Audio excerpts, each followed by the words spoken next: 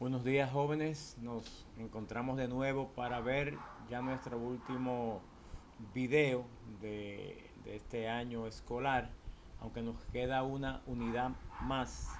eh, los voy a referir al libro Proyecto de Vida, el tema de las metas, y son dos unidades, las metas y la gran meta. Ya le explicaré cómo vamos a hacerlo a través de la plataforma. Empecemos entonces con nuestro video.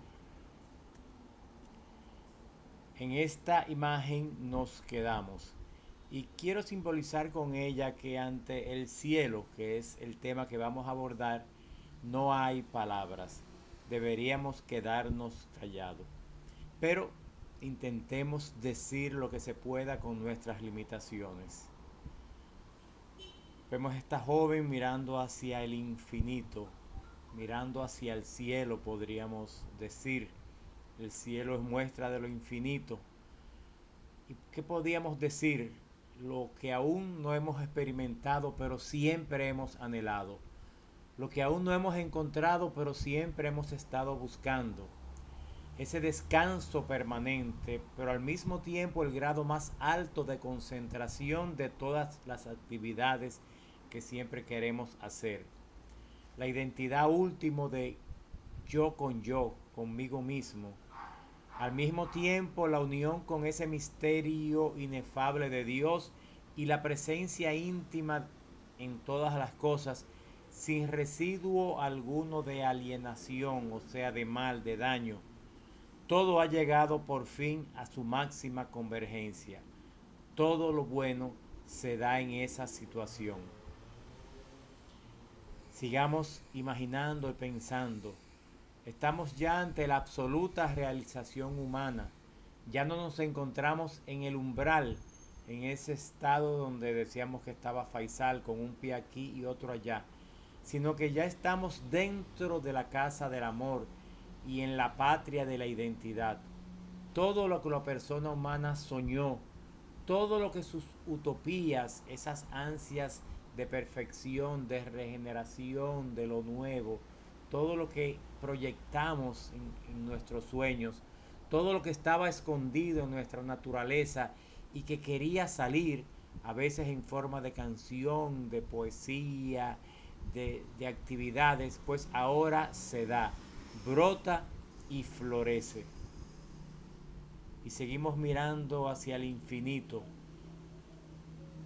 San Pablo dirá en su primera carta a los Corintios que lo que nunca el ojo humano vio, ni el oído humano oyó, ni jamás penetró en el corazón del ser humano, del hombre y de la mujer, eso es lo que Dios ha preparado para los que le aman. Nunca nos vamos a imaginar el gran regalo, la gran sorpresa de esa estado, situación que llamamos cielo. Sigamos diciendo cosas. Eh, Esto es curioso, ¿por qué al cielo se le llama cielo? Si realmente no es el cielo, no es un espacio, no es un lugar. Bueno, las religiones antiguas tematizaron profundamente la experiencia de la grandiosidad del cielo y del sol y veían en eso el símbolo de la realidad divina desde el principio. Pero el cielo nunca debe entenderse como un lugar, sino como la pura trascendencia, es decir, como a esa dimensión que se nos escapa infinitamente, al igual que las distancias inconmensurables del cielo firmamento se nos escapan. En este sentido, la palabra cielo simboliza la satisfacción del hombre que anhela el infinito, que anhela lo perfecto, que anhela lo total. El cielo es sinónimo de Dios, es imagen de Dios, y para el Nuevo Testamento pues ya será el cielo imagen de Jesucristo resucitado. Hermoso paisaje donde quisiéramos todos estar. Y ahora decimos que el cielo no es esa parte invisible del mundo. ¿Qué podemos hacer referencia de lo que sería el cielo? Bueno, pues el mismo mundo que conocemos, pero en su modo de completa perfección e inserto en el misterio de la convivencia con Dios. El cielo no es un lugar hacia el que vamos, sino la situación, el estado de cuantos se encuentran en el amor de Dios y de Cristo. Por eso, como vemos en Lucas, en Filipenses, en Apocalipsis, el cielo ya está aconteciendo, aunque su plenitud, su realización total, todavía está por llegar. Elegí esta imagen porque para mí es la más simbólica personalmente. He pasado por ahí muchas veces. Después de muchas subidas y esfuerzos y senderos estrechos, de repente se te abre la inmensidad de este valle, el Valle del Tetero. La sensación que uno tiene al recorrer, cruzar ese valle, bueno, para mí personalmente es lo que yo asimilaría a la sensación, claro, pálida, pequeña, pero parecida a lo que sería el cielo. Es que el cielo es profundamente humano. No vamos a ser ángeles ni extraterrestres, sino perfectamente humanos. En el cielo se realizan todas las dimensiones del ser humano. La dimensión orientada al mundo, a la naturaleza, a la creación, en cuanto a presencia e intimidad fraterna con todas las cosas. Uno se siente ahí parte de ese valle, de esa naturaleza, de esa creación, no como un ser pegado. También la dimensión orientada al otro, a la otra persona, a la experiencia de amistad, de amor, en cuanto a esa comunión y esa hermandad perfecta que se da conmigo y los otros seres humanos. Y finalmente la tercera dimensión, la orientada hacia Dios, esa intuición que tenemos de ese ser al que vamos, al que nos dirigimos, que nos cuida, que nos protege. Precisamente en cuanto a unión filial de un padre con su hijo y acceso definitivo a un encuentro último con el amor, esa palabra que lo define y lo resume todo. Todo esto en la tierra, mientras estamos aquí vivos, pues podemos soñarlo, pero nunca lo vemos realizado de manera permanente y duradera. Esta imagen también es bonita, porque la idea del cielo, ya lo habíamos dicho anteriormente cuando hablábamos del juicio, es la idea de un encuentro radical con alguien y con los demás. Si el cielo es profundamente humano, necesariamente tiene que ser un encuentro radical y total, sin barreras, sin diferencias, todos con el mismo valor, la misma dignidad. ¿Qué es un encuentro? Es la capacidad de ser yo en los otros, pero sin perder mi propia identidad. Es aceptar lo diferente como diferente y acogerlo y dejarme enriquecer por ello. Es abrirme cada vez más a nuevos horizontes divinos y a la vez humanos. Es comunión vital, comunión de vida, o sea, unión total. Poder percibir la unidad y la comunión en la diferencia. No vamos a ser todos iguales, con togas y con alas en el cielo, sino cada uno diferente al otro como cada uno es. Y eso es lo interesante, esa es la diferencia. En eso nos complementamos y nos enriquecemos. No convertirnos a todos en iguales y en homogéneos sería un desastre. Y esta es otra idea del cielo, la idea de fiesta, la idea de celebración, el encuentro que nunca se da por acabado, nunca se termina, sino que siempre puede crecer, crecer cada vez más, abriéndose infinitamente a las nuevas dimensiones y diversas dimensiones del misterio del amor. Y el amor se da en ese encuentro con los otros.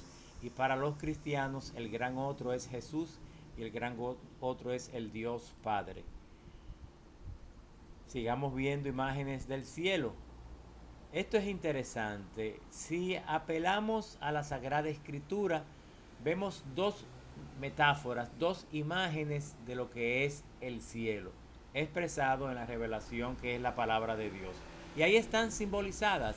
La primera, el cielo como patria. No somos inmigrantes, no somos extranjeros. Nos sentimos con derecho, con parte de eso, Aquí en la tierra estamos en tránsito, somos peregrinos, ahí somos propietarios, pertenecemos.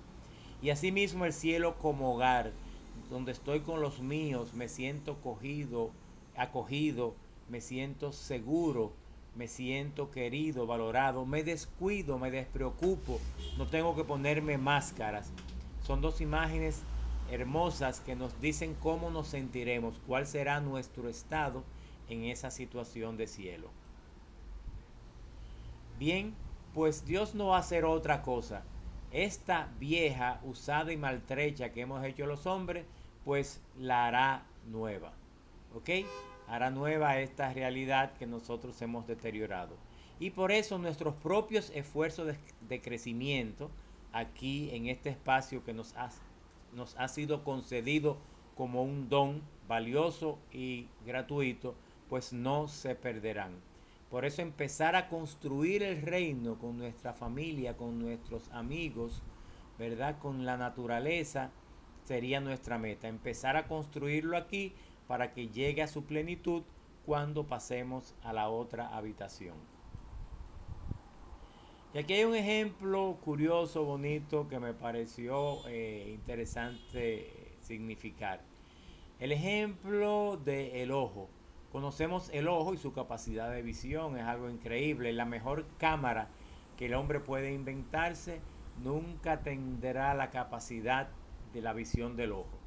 Ya el recién nacido tiene su ojo biológicamente completo, pero puede ver poco. Lentamente su órgano se va perfilando, va creciendo, va mejorando y empieza a distinguir objetos, diferencia a las personas. Poco a poco va percibiendo las distancias. A medida que el hombre crece, su capacidad de visión aumenta y ahora percibe la multiplicidad de colores, los matices, acumula experiencias y diferencia con mayor agudeza los objetos que ve. Puede desarrollar su visión hasta el punto de trascender la percepción física de las cosas y convertirse en un gran pintor que capta los símbolos a través de la vista, ve las realidades y valores que ellos representan. Por eso el pintor capta esos matices que muchas veces a la gente común no apreciamos. Detecta formas secretas, ve el mensaje de las piedras y acoge el lenguaje luminoso de los cielos. Y así nuestra visión puede desarrollarse todavía indefinidamente. Entonces hagamos un paralelismo de lo que es el ser humano con eso. En ese estado de cielo sería esa total realización de las posibilidades, no de ver, sino de ser del ser humano. En este caso, no ya lo superficial de las cosas, sino hasta el interior de su corazón. Podremos ver como una radiografía a la otra persona y así nos verán también nosotros hasta lo íntimo, hasta lo más profundo. El cielo sería entonces como la fiesta de los ojos, hasta el punto que la visión del ojo terreno puede ser considerado como una forma de ver a través de un espejo y confusamente. O sea, el ojo terreno.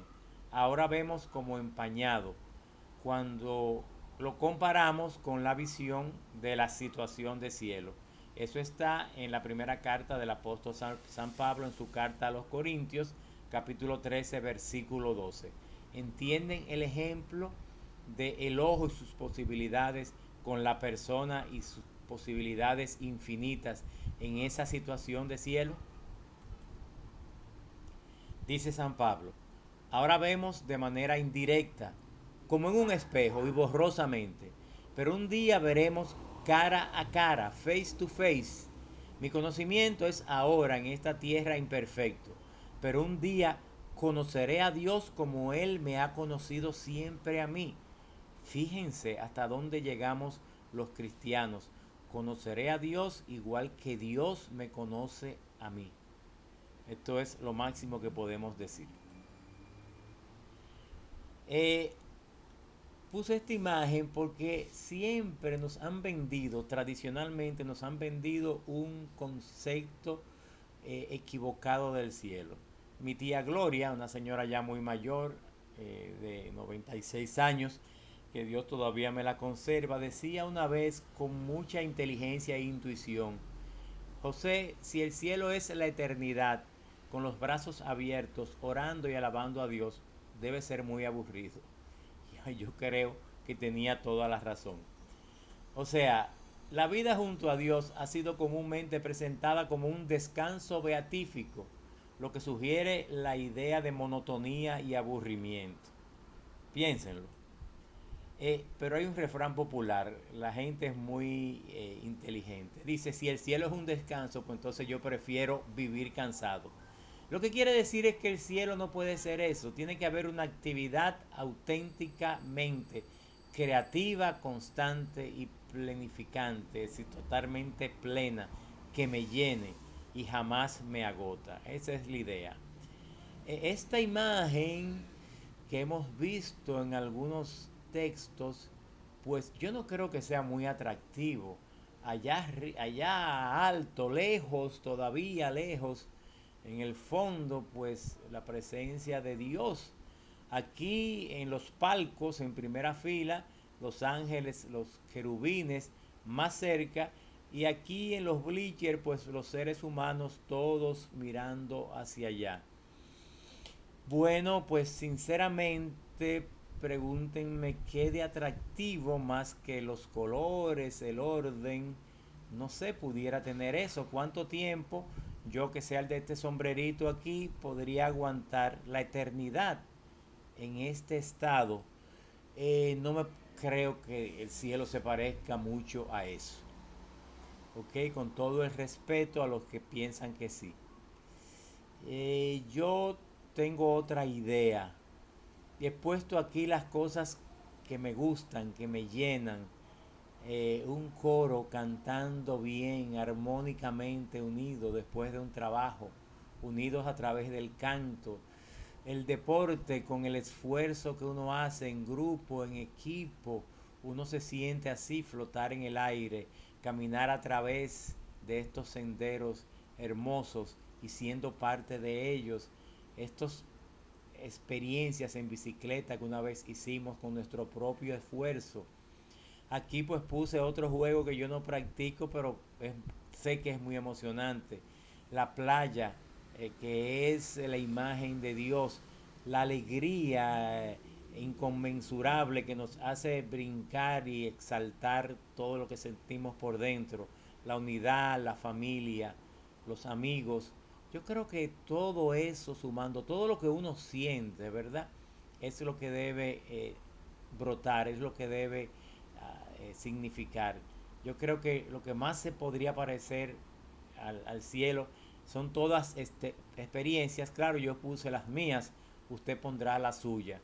Todo aquello que lo hace sentir completamente vivo, pleno, feliz, en unidad con todo lo que hemos dicho anteriormente, sobre todo los demás.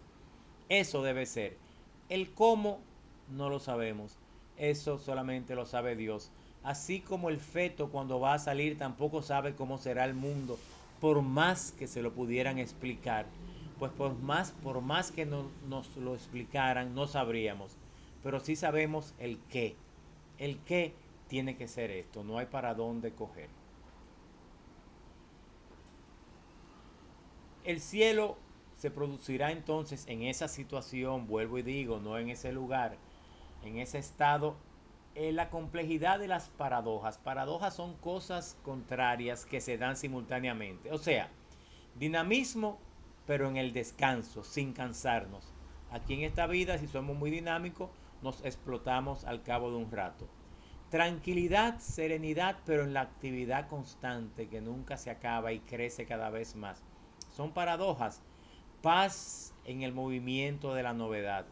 O sea, lo nuevo, lo novedoso, lo que aparece nos da paz aún en ese movimiento.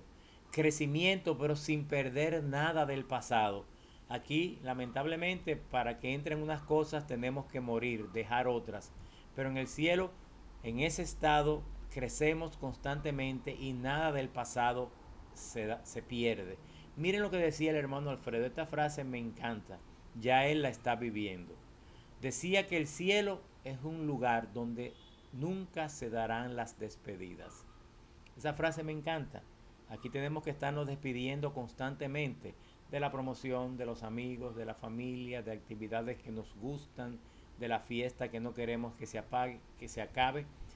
Pero en el cielo será ese, usamos la palabra lugar, pero simbólicamente. Tendríamos que decir, es una situación, un estado o lugar, sabiendo lo que queremos decir, donde nunca se dan las despedidas. Bien, es una imagen bonita, romántica, si usted quiere, pero díganme si el romanticismo, el que no se ha enamorado, no sabe lo que es, no ha probado lo que es el cielo, por decirlo de alguna manera. ¿Ok? Es una muestra gratis, una prueba de lo que vamos a vivir intensamente sin ningún elemento dañino. El cielo no es el fruto de especulaciones difíciles para la inteligencia y para la fantasía. Eso es lo que han querido decirnos constantemente. Es la potenciación, la realización, el logro de lo que ya experimentamos en la tierra. ¿Verdad? ¿Verdad? Pero totalmente. Cada vez que en la tierra hacemos la experiencia del bien, de la felicidad, de la amistad, de la paz, del amor, ya estamos viviendo de forma precaria, pero real, la realidad del cielo. Proyecte eso y eso será lo que vamos a vivir después de esta vida. Así que en conclusión, ya el cielo comienza aquí en la tierra. El reino, que es lo que llamamos bíblicamente el cielo, que el reino de Dios, que no es un lugar que Dios tiene, sino que el reino es Dios, comienza aquí y ya Jesucristo, ¿verdad? Con su encarnación lo hizo presente, palpable, visible, realizable, audible en esta tierra. Así que alegría, señores. Y precisamente ese Jesús, ¿verdad? Es el que nos da una idea lo más exacta, tangible de lo que pudiera ser el cielo. ¿Usted quiere saber lo que va a haber en ese estado de cielo? Mire a Jesucristo después de la resurrección. Su cuerpo, tenía cuerpo, no era un espíritu. Sus palabras, hablaba y hablaba coherente y racionalmente y era escuchado. Sus llagas no se las quita, son sus cicatrices de guerra, son sus medallas. Su presencia, o sea, no rechaza su historia, su presencia, su capacidad de comunicación perfecta, es escuchado, es entendido, trae esperanza y paz. Nada que sea humano queda marginado de Jesús resucitado, sino que es asumido y planificado. ¿Qué significa? Libre ya de todo lo que le limitaba en las coordenadas de este mundo espacio-temporal. Libre del dolor, libre del mal. Ya eso jamás lo podrá tocar. Está ahora situado en el corazón del mundo y de cada ser humano. ¿Ok? En ese estado de resurrección ahora sí está en cada uno de nosotros, uniendo y amando todo. Ahí en Jesús se resume la idea de lo que nos espera. Pues pasemos al último concepto y aquí volvemos con una advertencia. ¿Ok? Cada vez que pongo advertencia es que abran los oídos, escuchen, porque esto es serio. Primero, el cristianismo como religión toma al ser humano profundamente en serio, no relaja con él, no le quiere lavar el cerebro, no le inventa cosas, lo toma en serio, lo respeta, respeta sus ideas, respeta sus sentimientos, ¿ok? Respeta su inteligencia. Si el cristianismo es una religión del amor, es también una religión de libertad. Porque el amor sin libertad no es posible. No puedo hipnotizarte para que me ames, no puedo ponerte una pistola en el pecho para que tú me quieras. El amor no se ordena ni se compra, es una donación libre.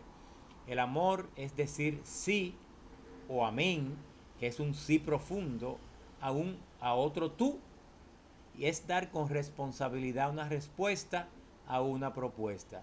Dios nos hace una propuesta y tenemos que dar una respuesta porque si no, la relación no se establece. Dios nos hace una propuesta de amor, que seamos personas nuevas, que vivamos con Él, que participemos de su proyecto de felicidad y de eternidad, no nos obliga, nos invita, nos abre la puerta. Y esa propuesta espera una respuesta, respetando nuestra libertad. Y nuestra respuesta no es sí o sí, puede ser positiva o negativa. Al amor se le puede pagar con amor, pero peor que el amor no es el odio, es la indiferencia. También se le puede pagar con indiferencia. Es la decisión personal. Podemos elegir llevar nuestro proyecto existencial al margen de todo el mundo. No necesito a nadie, ni siquiera a Dios. Aquí hay otra advertencia, señores. Miren, el ser humano posee una dignidad absoluta y es la de poder decirle no, así con mayúscula, a Dios. No, no me interesa, no me importa, no lo quiero, tengo mi propio proyecto. Es un poder que Dios ha concedido al ser humano. ¿Ok? A Dios se le puede decir que no y Dios toma a la persona absolutamente en serio. Si dijiste que no es no, si dijiste que sí es sí. Como son serios el amor y la decisión libre. Y Dios respeta tanto al ser humano que ni siquiera intervino cuando su hijo fue condenado a muerte. Él no lo mandó a que lo mataran. Lo mataron los seres de este mundo cuando le dijeron que no a Dios. Y prefirió dejar que Jesús muriera como un malhechor antes de interferir con esa libertad, con esa decisión libre de los judíos.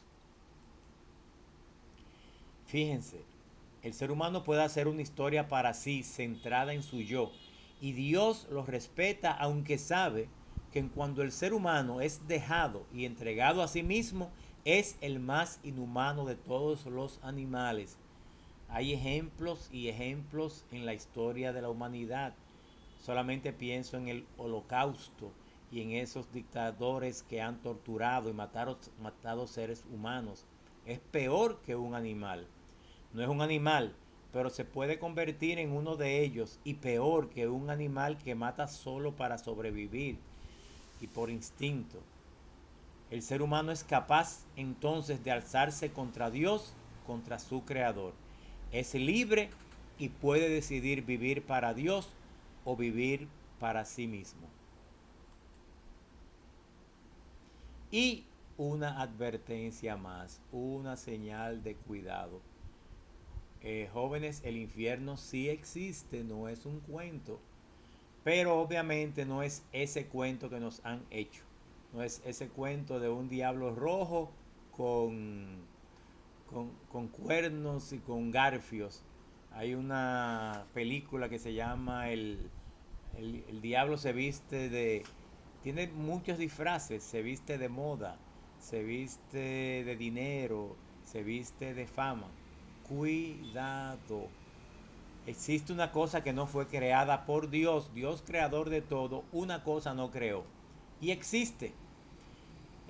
Para hacerse el centro de la vida, el ser humano explotó a su hermano. Ustedes saben lo que eso significa. Torturó, corrompió, mató, torció su rostro ante el pobre, miró para el otro lado y se amó más a sí mismo que a su prójimo, sobre todo el más necesitado. Apareció eso que llamamos infierno. El infierno no es creación de Dios, sino del ser humano. Y porque existe el hombre malo, corrupto, egoísta, injusto, el ser humano, el hombre y la mujer encerrados en sí mismo, existe el infierno, creado por el mismo hombre. El infierno no proviene de Dios, proviene de un obstáculo puesto a Dios por el pecador. El hombre, criatura pasajera y relativa, fíjense, puede crear algo para sí absoluto y definitivo. ¿Ok? Y es eso que llamamos el infierno. Entonces, el infierno es la condición, la situación, el estado de quien se ha endurecido en el mal, del que ya nada le importa nada más que él mismo. Por consiguiente, es un estado del hombre y no un lugar al que es echado donde hay fuego y diablos con enormes garfios que se dedican a asar a los condenados sobre unas parrillas como si fuéramos unas salchichas. Miren imágenes del infierno en la tierra. ¿Ok?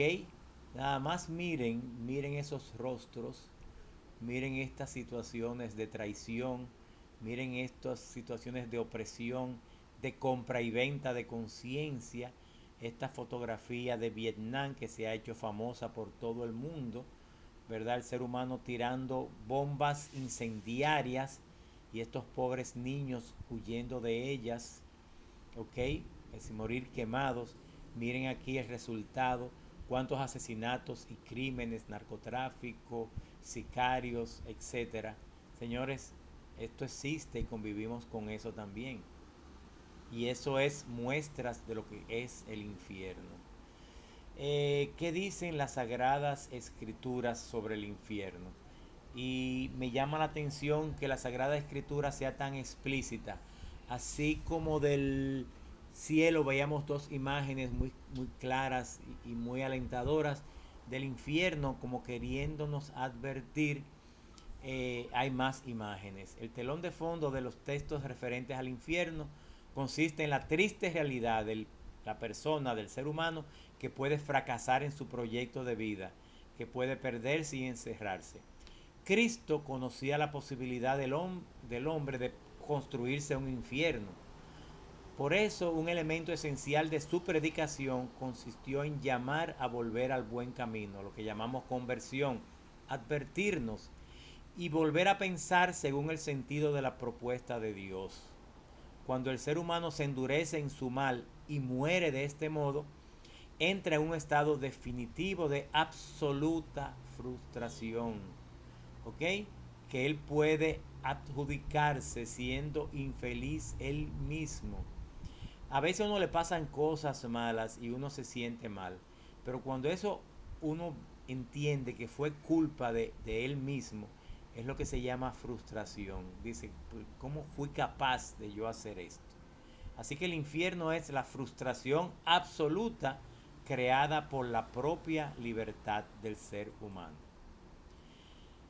La imagen clásica, tradicional del infierno, mírenla ahí, está en la Sagrada Escritura, Mateo 24:45, y habla del infierno como fuego inextinguible. ¿Qué dicen los que estudian la Sagrada Escritura? Los teólogos, que el fuego aquí es una figura simbólica. ¿Y qué simboliza? Bueno, lo mismo, el fuego para el hombre antiguo es lo más doloroso y lo más destructor. Y quiere expresar, por tanto, la situación desoladora del hombre alejado definitivamente de su proyecto fundamental y de la felicidad que es Dios. Esa sensación es para el antiguo parecido a esto y por eso usa esa imagen de infierno como fuego inextinguible. Ustedes saben que físicamente hablando, después que se queman todas las neuronas y el sistema nervioso, pues uno deja de sentir dolor. Pero esa frustración interior jamás pasa, siempre se queda, es eterna. Esa es una imagen. Veamos otra. Situaciones de seres humanos impotentes. No sé, definan ustedes. Miren otras aquí. Rabia, dolor. Es otra segunda imagen que nos presenta la Sagrada Escritura. Aquí en Mateo y en Lucas. Presenta al infierno como llanto y crujir de dientes. ¿Qué significa? Que el hombre llora cuando se ve acometido por un dolor violento. Cruje los dientes cuando siente rabia de rebelarse contra una cosa que no puede modificar ni cambiar. Pues llorar y crujir los dientes son aquí metáforas de una situación de rebelión impotente. En ese estado de infierno que llamamos infierno, sentimos esa impotencia y ese querer rebelarnos sin poder. Y eso es lo que asemeja a la Sagrada Escritura en estos pasajes a esa situación de infierno como llanto impotente, desesperado y crujir de dientes. Otra imagen muy socorrida, y es la imagen que está en Mateo como tinieblas exteriores. ¿Y qué significa? Bueno, el ser humano busca la luz, la claridad, la transparencia, aunque construye oscuridades para esconder las cosas que no hace bien. Se siente llamado a contemplar el mundo y las maravillas de la creación. Eso es espontáneo, natural, bueno. Pues en el infierno la situación que él mismo ha escogido, insisto, no encuentra lo que busca con el anhelo más hondo de su corazón: luz, transparencia, color. Vive en las tinieblas exteriores, vive en el exilio, vive fuera de la casa de su Padre con mayúscula de Dios. Ese es el estado, la situación. Hemos salido afuera por nuestra propia libertad, con nuestras intenciones, y ahora nos hemos cerrado nosotros mismos la puerta y hemos cogido la llave y la hemos tirado para no recuperarla jamás. Esta imagen también es muy socorrida ahora que vivimos una pandemia que es temporal y con ciertas, en la cuarentena, digo yo, con ciertos todavía espacios. Pues aquí Pedro, en su primera carta, habla del infierno como cárcel eterna, eterna. ¿Qué significa? Que el ser humano ha sido llamado a la libertad, al espacio, a la transformación de lo que lo rodea, de todo el mundo. Y ahora en esta situación a la que él ha llegado con su propia libertad, se siente atado y preso. Él mismo se ha puesto la camisa de fuerza y, como decía ahorita, cogió la llave y la tiró para nunca recuperarla. Es prisionero del pequeño mundo que él mismo se ha creado. Mire, aunque hubiera ahí aire acondicionado y una televisión, pero es prisionero de ese pequeño mundo y en el que está solo, porque los otros hasta ahora mismo también son piezas que están ahí, o solo, y no puede moverse ni hacer nada. Es una situación triste, ¿verdad? Fíjense cómo la Sagrada Escritura nos advierte: cuidado, que es una posibilidad remota pero real. Aquí hay otra bastante dramática que también está en la Sagrada Escritura y que tiene una doble versión. Por eso he puesto dos figuras: esta bastante repugnante y esta bastante desoladora. Marcos 9:48 habla del infierno como gusano que no muere. Y aquí esa imagen puede significar dos cosas: la situación del condenado como un cadáver devorado por un gusano insaciable. Es una imagen que hasta repugna.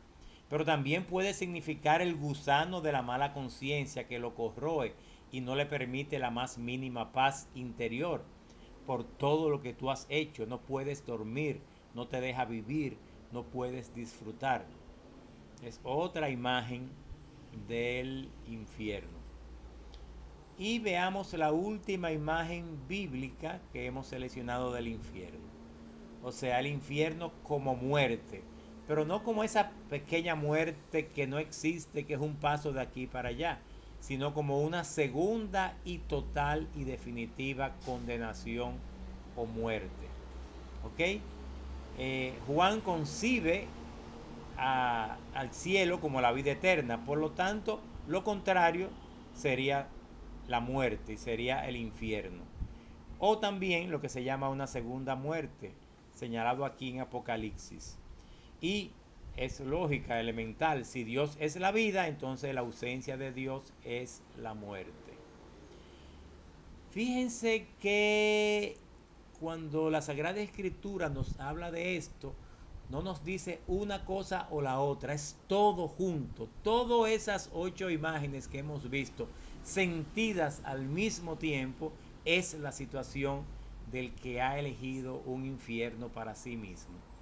¿De dónde ha sacado la Sagrada Escritura estas imágenes?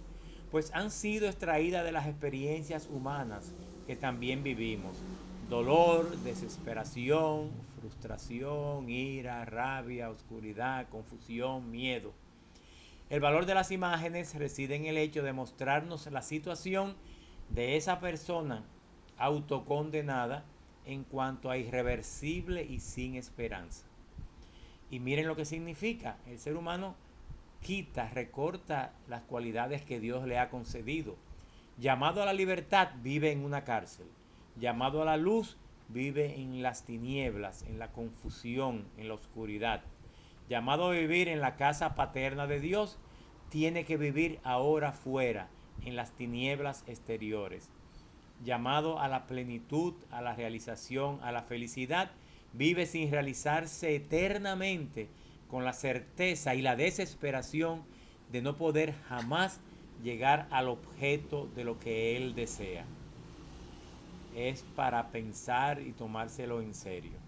Y esa es la advertencia, no de nadie, sino de la revelación de Dios a través de la Sagrada Escritura. Es para tomárselo en serio y pensarlo. Y miren si el ser humano es capaz de crear un infierno. ¿Quién creó esto? Dios. No, el ser humano. Con su egoísmo, aquí en esta tierra tenemos riquezas de sobra para que todo el mundo viva bien, feliz y con demasía.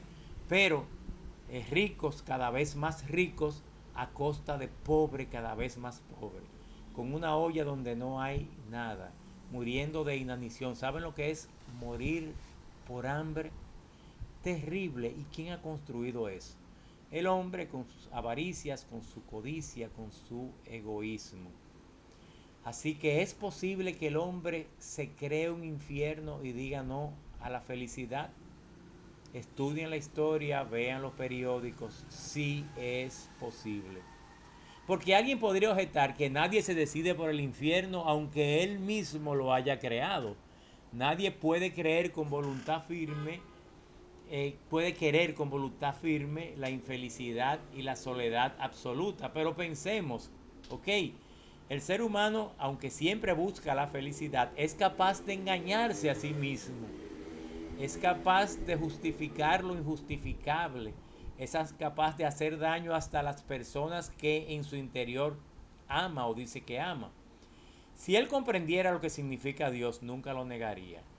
Pero para amarlo o negarlo no es necesario caer en cuenta de su identidad. Porque Dios nunca en esta vida se nos muestra cara a cara. Nos sale al encuentro en las cosas de este mundo. Según Mateo, ¿ok? En el juicio a los condenados le dicen a Dios, les reclaman a Dios espantado, Señor, pero ¿cuándo te vimos hambriento y no te dimos de comer? ¿Cuándo te vimos desnudo y no te vestimos? O sea, los malos protestan, se justifican porque afirman que nunca se han encontrado con Dios ni han tomado partido por Él, no le dieron el chance, no vivimos en la época de Jesús. Y la respuesta del juez, que en esa metáfora representa a Dios, es muy clara, tajante y concisa. En verdad les digo que cuando dejaron de hacer eso a uno de estos pequeños, a mí me lo hicieron. A mí me lo hiciste. Y son condenados al infierno. Más claro de ahí no canta un gallo.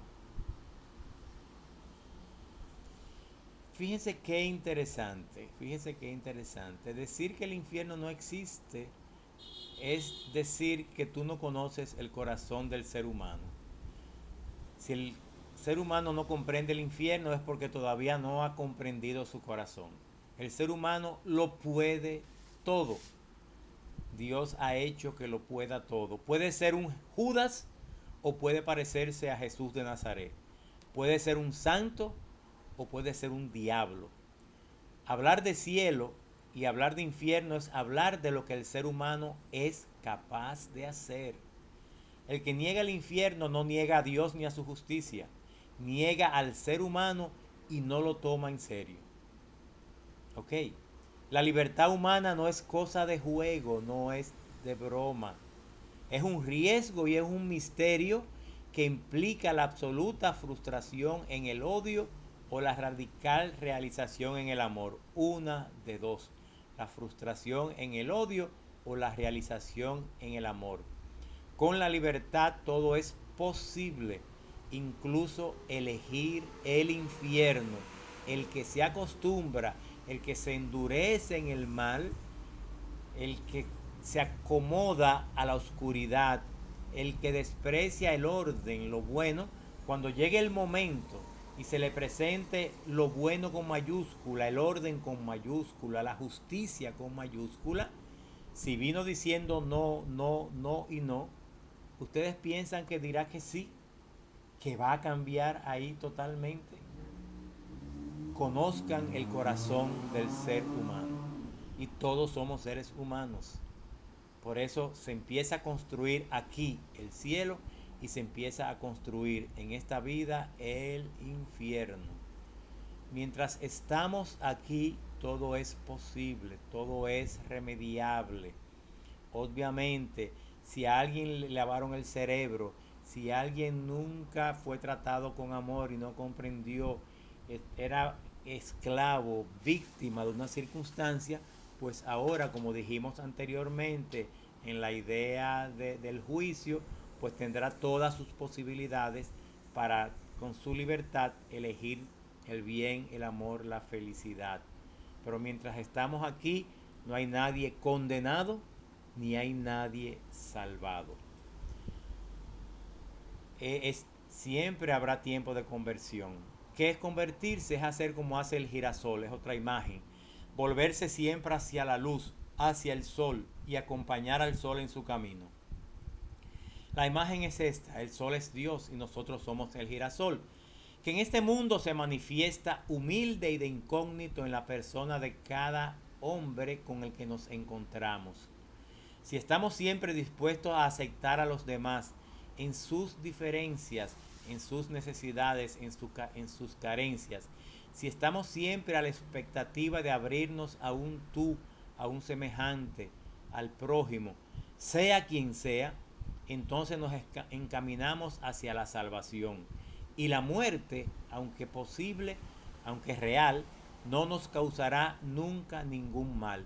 Y el infierno será solo una posibilidad alejada y remota de nuestra vida, pero no, nunca una posibilidad real.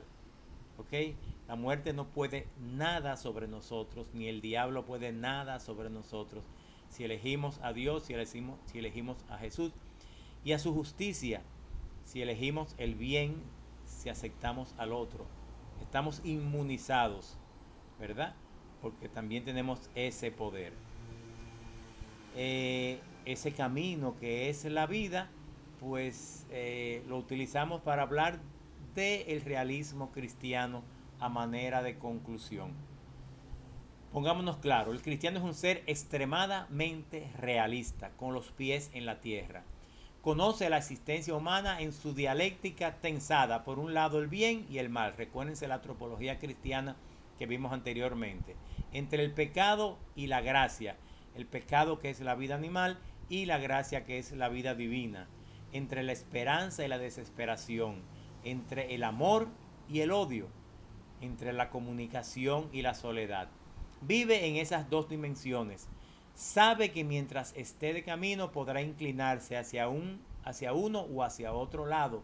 Por eso cuida, por eso se cuida. ¿Ok? No juega con su vida, con su felicidad. En cuanto a cristiano, se ha decidido por el amor, por la comunión, por la esperanza y por la gracia, que es la vida de Dios. Cristo nos enseñó cómo debemos vivir esa dimensión. Si nos mantenemos en ella, seremos felices desde ahora y para siempre, desde ahora y para la eternidad. Con esto no se disminuye la dramaticidad de la existencia humana. ¿Ok? La vida no es fácil, el mundo no es fácil, siempre está al acecho y nos hace ofertas. Pero ya nos dijo Cristo antes de partir, confíen, yo he vencido al mundo. Juan 16:33. El que está con Cristo ya tiene el juego ganado por adelantado. Finalmente, con esta imagen, evoco lo que hemos hablado hasta ahora. Si nos mantenemos abiertos a todos, a los demás y a Dios, y si intentamos poner el centro de nosotros mismos fuera de nosotros, entonces estamos seguros, la muerte no nos hará mal alguno y no existirá segunda muerte. En este mundo comenzaremos a vivir el cielo, tal vez entre peligros, pero seguros de que estamos ya en el camino cierto que ha de llevarnos a nuestra meta definitiva, la casa paterna. Bien, jóvenes, espero que puedan reflexionar estas cosas que están en su libro de texto y nos vemos próximamente. No dejen de abrir la plataforma y ver las indicaciones que les voy a dar. Hasta pronto.